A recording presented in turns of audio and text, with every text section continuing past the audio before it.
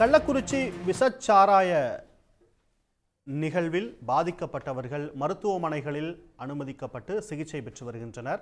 அவர்களை பல்வேறு கட்சி தலைவர்களும் சமூக ஆர்வலர்களும் சந்தித்து நலம் விசாரித்து வருகின்றனர். அந்த வகையில் மக்கள் நீதி மய்யம் கட்சியின் தலைவர் கமல்ஹாசன் அவர்களை சந்தித்து ஆறுதல் தெரிவித்து வரக்கூடிய அந்த காட்சிகளை பார்த்து கொண்டிருக்கிறோம். செய்தியாளர் ஹரிபிரசாத் இணைகிறார். ஹரிபிரசாத், விவரங்கள்.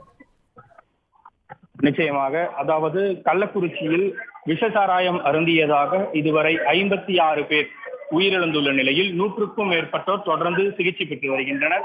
அந்த வகையில் கள்ளக்குறிச்சி அரசு மருத்துவக் கல்லூரி மருத்துவமனையில் சிகிச்சை பெற்று வரும் நோயாளிகளை தமிழக மக்கள் நீதி மய்யத்தின் தலைவரும் நடிகருமான கமலஹாசன் தற்போது நேரில் சென்று அவர்களுக்கு அளிக்கப்பட்டு வரும் சிகிச்சை விவரங்கள் குறித்தும் நோயாளிகளின் உடல்நிலை குறித்தும் நோயாளிகளிடம் விசாரித்து கேட்டுக்கொண்டார். தொடர்ந்து மருத்துவர்களிடம் அவர்களுக்கு அளிக்கப்பட்டு வரும் சிகிச்சை விவரங்கள் குறித்து கேட்டறிந்த கமலஹாசன் ஒவ்வொரு தளங்களாக சென்று ஒவ்வொரு தளங்களிலும் சிகிச்சை பெற்று வரும் நோயாளிகளிடம் அவர்களுக்கு உடல்நிலை எவ்வாறு உள்ளது என்பது குறித்தும் அவர்கள் எங்கிருந்து வாங்கி இந்த கள்ளச்சாரத்தை பருகினார்கள் என்பது குறித்தும் கேட்டறிந்து வருகின்றார்.